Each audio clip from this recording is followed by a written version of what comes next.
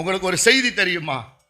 India பத்திரிகையை தொடங்கி ஆங்கில ஏகாதிபத்தியத்துக்கு எதிரான பல்வேறு கருத்துக்களை கார்ட்டூன்களாக கட்டுரைகளாக வெளியிட்டு கொண்டே இருக்கிறார் மகாகவி பாரதி. மண்டயம் சீனிவாசாச்சாரியார் உள்ளிட்டோர் அதற்கு உதவுகிறார்கள். இது வரலாறு, நீண்ட நேரம் நான் போக முடியாது. ஆனால் அப்படியெல்லாம் செய்தவரை சிறையில் அடைக்க வேண்டும் என்று அன்றைக்கு இருக்கிற அரசு முயற்சித்த போது 15 நண்பர்கள் ஜாமீன் தந்தால் உன்னை விட்டு விடுகிறோம் என்று சொல்லுகிறார்கள்.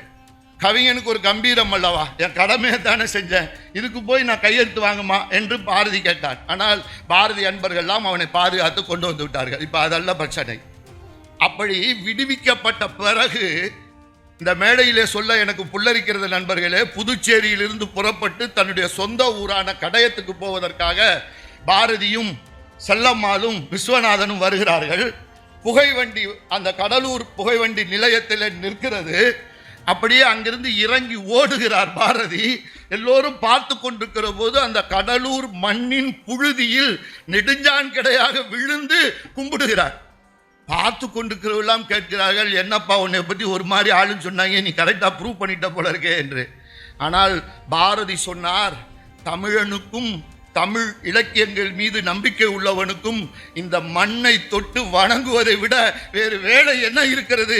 இவ்வளவு நாள் நான் சோர்ந்து போய் கிடந்தேன், இன்றைக்குத்தான் இந்த மண் வாசத்தை நான் பிடித்திருக்கிறேன். இதனை வைத்துக்கொண்டு இன்னும் கொஞ்ச நாட்களுக்கு நான் உச்ச இலக்கியங்களை படைப்பேன் என்று பாரதி பேசுகிறான் என்றால் எல்லா இலக்கியங்களும் மண்ணிலிருந்து தான் தொடங்குகின்றன. ஒரு பறவை எவ்வளவு உயரத்தில் வானத்தில் பறந்தாலும் இரையெடுக்க மண்ணுக்குத்தான் வர வேண்டும் என்பது ஒரு வார்த்தையாக இருக்கிறது என்றால் மண் சார்ந்த இலக்கியம், மண் வாசமிக்க இலக்கியம் என்பது மிகவும் முக்கியம் என்று நான் பதிவு செய்ய விரும்புகிறேன். நேரம் கருதி நண்பர்கள் தெரிந்து கொள்வதற்காக இலக்கு பிளஸ் இயம் என்பதைத்தான் இலக்கியம் என்று நாம் வைத்திருக்கிறோம். அரிஸ்டாட்டில் சொன்னார், அழகானது இலக்கியம், அறிவானது இலக்கியம் என்று. அதோடு சேர்த்து 3வது பரிமாணம் ஒன்று இருக்கிறது, அது எழுச்சி ஊட்டுவதற்குத்தான் இலக்கியம் என்று முற்போக்கு முகாமில் இருக்கிறவர்களெல்லாம் பேசிக்கொண்டிருக்கிறோம் என்றால் பண்பும் பயனுமாக இலக்கியத்தின் விளைச்சல் அதாகத்தான் இருக்கிறது. எனவே அந்த இலக்கியத்தை கிட்டத்தட்ட பல்வேறு விதமான பிரிவுகளாக பிரிப்பார்கள். ரொம்ப நீண்ட தூரம் போவதற்கு இந்த நேரம் அனுமதிக்குமா என்று எனக்கு தெரியவில்லை. என்னிடத்தில் செய்திகள் இருக்கின்றன. ஆனாலும் சுருக்கிக்கோள் என்று காலம் என் காதை பிடித்து திருகி எனக்கு உணர்த்தி கொண்டே இருக்கிறது. எனவே ஒரு சில விஷயங்கள் மட்டும். ஒன்று கேட்லாக்கிங் எழுத்து என்று பேசுகிறோம். தயவுசெய்து நீங்கள் புரிந்து கொள்ளுங்கள். ஒரு பொருளை பற்றி அப்படியே பட்டியல் போட்டுட்டே வருது. இன்னொன்று நெரேட்டிவ் எழுத்து, அதை பற்றி விளக்கி கொண்டே போவது. இன்னொன்று ஷட்டையர் எழுத்து, அதாவது பகடி செய்து எழுதுவது. அது எல்லாவற்றிலும் மிக உச்சமானது தான் மண் வாசம் மிக்க எழுத்து என்று நீங்கள் தயவு செய்து புரிந்து கொள்ளுங்கள். இன்னும் சொன்னால் செயற்கை பூக்களை விட இந்த மண்ணிலிருந்து பூக்கிற இயற்கை பூக்களுக்கு வாசமும் வாழ்க்கையும் அதிகம் என்றால் மண் சார்ந்த இலக்கியம் என்பது தமிழர்களுடைய சொத்து. அதற்கு முன்னால் ஒன்றைத்தான் நான் சொல்ல வேண்டும்.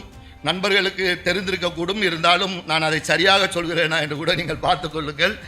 ஒரு காலத்தில் மொத்தம் 18,000 மொழிகள் உலகம் முழுக்க பேசப்பட்டு வந்தன.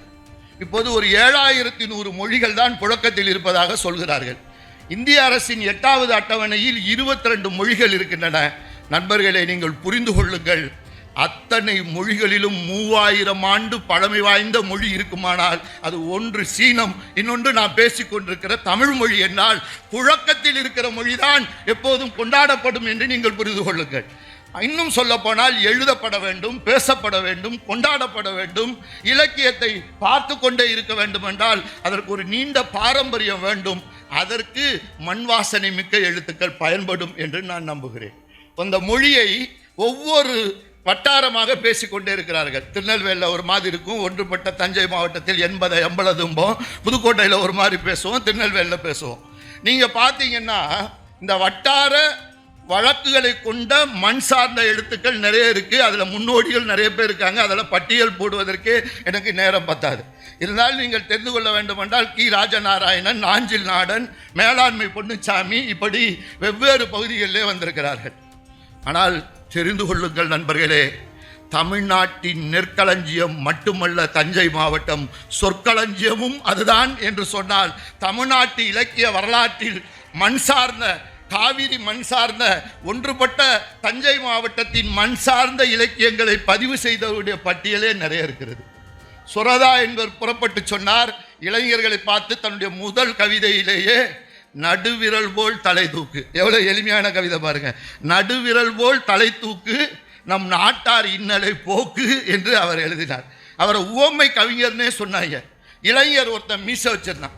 அதை எப்படி சொல்றதுன்னு பார்த்த உடனே சுரதா சொன்னார், படுத்திருக்கும் வினாக்குறி போல் மீசை வைத்த பாண்டியன் என்று சொன்னார். அப்ப தமிழுக்கான மொழி என்பது அதுதான் என்றால், இதுக்குள்ளேருந்து புறப்பட்டு டி ஜானகிராமன் வந்தார், காணாசு வந்தார், வெங்கட்ராம் வந்தார், இன்னும் கரிச்சான் குஞ்சு என்று இப்படி நிறைய பேர் எழுதி கொண்டே இருந்தார்கள்.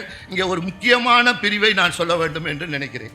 அந்த எழுத்துக்களில் பெரும்பாலும் காவிரியுடைய வளம் குறித்து பேசப்பட்டது, உயர்ஜாதி மக்களுடைய வாழ்க்கை குறித்து பேசப்பட்டது, இசை குறித்து பேசப்பட்டது, இன்னும் சொன்னால் அவர்களுக்குள் இருக்கிற பாலியல் சிக்கல்கள் குறித்து பேசப்பட்டது. ஆனால் இதற்கு இன்னொரு வகையான இலக்கியம் இருக்கிறது, அதுவும் மண் சார்ந்த இலக்கியம். என்றால் இப்படி ஒரு குறிப்பிட்ட பேர் மட்டும்தான் இந்த சமூகத்தில் வாழ்ந்து கொண்டிருக்கிறார்களா? சாதாரண மனிதர்களுடைய பாடுகளை சொல்லுவதற்கான இலக்கியம் இல்லையா என்று கேட்டால், தஞ்சை மாவட்டத்தின் பல பகுதியில் இருந்து அதுவும் புறப்பட்டு வந்திருக்கிறது என்பதை நான் பதிவு செய்ய விரும்புகிறேன். சோலை சுந்தர பெருமாள் போன்றவர்கள்லாம் 44 பேரை ஒரு அரைப்படி நெல் கேட்டதற்காக எரித்து கொல்லப்பட்ட வரலாற்றை செந்நெல் என்று எழுதியிருக்கிறார்கள். கே முத்தையா உழைக்களம் என்று எழுதியிருக்கிறார். இப்படி பல பேர் அதில் எழுதி கொண்டே போகிறார்கள். இங்கே நான் சொல்ல விரும்புகிறேன், எனக்கு மிகவும் பிடித்தம் என்பதால் மண் சார்ந்த இலக்கியத்தை வெகு மக்களுக்கு கொண்டு போய் சேர்த்தவன் நான் அறிந்த வரையில் பட்டுக்கோட்டை கல்யாண சுந்தரம் தான் என்பதை இந்த மன்றத்திலே நான் பதிவு செய்ய விரும்புகிறேன். நமக்கெல்லாம் அவன் ஒரு ஆச்சரியமான மனிதன். 25 வயதில் பாடல் எழுத ஆரம்பித்து 29 வயதில் 4 ஆண்டுகள் மட்டுமே திரைத்துறைக்குள் இருந்தார். 250 பாடல்களை எழுதினார். அந்த பாடல்கள் எல்லாம் வெறும் பாடல்கள் அல்ல, மாறாக நமக்கு கற்பிக்கப்பட்ட பாடங்கள் என்று நீங்கள் புரிந்து கொள்ள வேண்டும் என்று நான் அன்போடு கேட்டுக்கொள்கிறேன். செங்கப்படுதான் காட்டு புழுதி மண்ணை கொண்டு போய் திரைத்துறையின் படுதாவில் பூசியவன் பட்டுக்கோட்டை கல்யாண சுந்தரம். நேரம் இல்லை எனக்கு, இளைஞர்களுக்காக நான் சொல்கிறேன். அதிக படிப்பில்லை. கவிதை எழுதுறதுக்கு முன்பு மாங்காய் வியாபாரி, தேங்காய் வியாபாரி, கூலி வியாபாரி, மாட்டு வியாபாரி, என்னென்ன தொழில் இருக்கோ அத்தனையும் பார்த்துருக்கான். அவனை இலக்காரமாகத்தான் பார்த்தார்கள். நண்பர்களே, இதை நான் சொல்வதற்கும் ஒரு காரணம் இருக்கிறது, அதற்காக தான் நான் சொல்லி வருகிறேன். அவனை கிண்டலாக பார்த்தாங்க. அவனே நொந்து போனான். என்னையா செய்கிறதுன்னு பார்த்தான். ஒரு நாள் வயலுக்கு போனான் பட்டுக்கோட்டையில். அந்த வயல் பரப்பிலிருந்து ஒரு சின்ன கெண்டை குஞ்சு துள்ளி அப்படியே வந்து விழுந்தது, அவ்வளோதான்.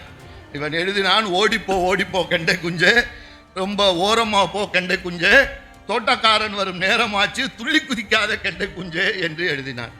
அதுக்கு பிறகு பட்டுக்கோட்டையே சொல்கிறார், அப்படி ஒரு 4 வரி தான் நான் எழுதினேன், ஆனால் ஊர் முழுக்க என்னை பேசிட்டாங்க, அவங்களாவே கவிதை கவிதைன்னு சொல்லி என்னை தூக்கி நிறுத்தினார்கள் என்றால் நான் நண்பர்களுக்கும் சேர்த்து சொல்லுகிறேன், எந்த சபையிலும் நமக்கு ஒரு தங்க நாற்காலியை தருவித்து தருகிற ஆற்றல் தமிழுக்கு இருக்கிறது, அது சார்ந்த மண் இலக்கியத்திற்கு இருக்கிறது என்று நீங்கள் புரிந்து கொள்ளுங்கள். அவன் எழுதினதெல்லாம் சொல்லிட்டே போகலாங்க, அப்படியே குரல் மாதிரி அடித்தான். நேரம் எனக்கு அதிகம் இல்லை. ஒரு பாடலில் அவன் எழுதினா, குட்டி ஆடு தப்பி வந்தால் குள்ள நரிக்கு சொந்தம், குள்ள நரி மாட்டிக்கிட்டா குறவனுக்கு சொந்தம், தட்டுக்கெட்ட மனிதர் கண்ணில் பட்டதெல்லாம் சொந்தம்னு சொல்லிட்டு சட்டப்படி பார்க்க போனால் 8 அடி தான் சொந்தம் என்று எழுதியிருக்கிறான். எப்போவுமே கவிஞர்கள் கொஞ்சம் பேர் இருப்பாங்க, விமர்சகர்கள் கொஞ்சம் பேர் இருப்பாங்க. அதையும் நான் சொல்ல விரும்புகிறேன். என் நண்பர்களே, இளைய நண்பர்களே, நூலகத்துறையில் பணியாற்றுகிற நண்பர்களே, நம்முடைய படைப்புக்கு எப்போதும் பாராட்டு நேரடியாக வரும், சில நேரம் விமர்சனம் வரும். அப்படி விமர்சனம் வந்தால் அது மாறுவேடம் கட்டி கொண்ட பாராட்டு என்று நீங்கள் புரிந்து கொள்ள வேண்டும் என்று நான் நினைக்கிறேன். முடிகிறவர்கள் இலக்கியம் படைக்கிறார்கள், முடியாதவர்கள் அது பற்றி ஆதங்கப்பட்டு கொண்டே இருக்கிறார்கள். ஆனால் நான் உங்களிடத்தில் சொல்லுகிறேன், கோடிக்கணக்கான தமிழர்களில் எழுத படிக்க தெரிந்தவர்கள் கொஞ்சம் பேர் தான், படைக்கிறவர்கள் கொஞ்சம் பேர் தான், அதை மக்கள் விரும்புகிற மாதிரி படைக்கிறவர்கள் கொஞ்சம் பேர் தான் என்றால் நான் சொல்லுகிறேன், மக்களோடு புழங்குகிற இலக்கியத்தை தருகிறவனுக்கு என்றைக்கும் மரியாதை இருக்கிறது என்று நீங்கள் புரிந்து கொள்ளுங்கள். அதே போல் சமீபத்தில் புறப்பட்டு வந்த கவிஞர்கள் பட்டியல் எடுத்தால் நிறையா இருக்கும். தஞ்சை ராமயாதாசிலிருந்து யுகபாரதியிலிருந்து பாடலாசிரியர்கள். புதுக்கோட்டை மாவட்டத்தில் பார்த்தால் எங்களுக்கெல்லாம் முன்னோடி கவிஞராக இருந்த கந்தர்வன் அருமையான மண் சார்ந்த இலக்கியத்தை பதிவு செய்து தந்தவர். அவர் பெண்களை பற்றி ஒரு வரி எழுதினாருங்க. இதுவரைக்கும் அப்படிப்பட்ட உன்னத இலக்கியம் இல்லை. இந்த சமூகத்தின் பெண்களை அடுக்கி வைத்த மூட்டைகளின் கடைசி மூட்டையாகத்தான் நாம் பார்க்கிறோம். இன்னும் சொல்ல போனால், எங்கோ அடிமை வேலை பார்க்கிறவனுக்கு கூட தன்னுடைய மனைவி தான் அடிமை என்று புரிந்து கொண்டு அவரிடத்தில் வேலை வாங்குகிறோம். வேலை பார்த்து பார்த்து சலிச்சு போச்சே, இந்த பெண்களோட வாழ்க்கையெல்லாம் எப்படிங்க இருக்கும் என்று அவர் ஒன்று எழுதினார். நண்பர்களை நீங்கள் தொடர்ந்து வர வேண்டும். இது ஒன்று கடினமான சூத்திரம் அல்ல, வாய்ப்பாடு போல எளிமையான வரிகள். நாளும் கிழமையும் நலிந்தோர்க்கு இல்லை, ஞாயிற்றுக்கிழமையும் பெண்களுக்கு இல்லை என்று அவர் எழுதினார். இன்னும் ஒருபடி மேலே போய் அவர் சொன்னார், யார் யாரையோ கொண்டாடிட்டு இருக்கோமேயா, எதையோ சாதனைன்னு சொல்கிறோமே, எதை சாதனைன்னு பார்க்கணும். அவர் சொன்னார், ஆரியப்பட்டா வானத்தை கிழித்தது, அணுகுண்டு சோதனை பூமியை கிழித்தது, வகை வகையாய் வாய்கிழியும் இந்த தேசத்தில் அரைக்கை சட்டையில் கிழிவது மட்டுமே கண்ணில் நிற்கிறது என்று பேசினால் எது சாதனை?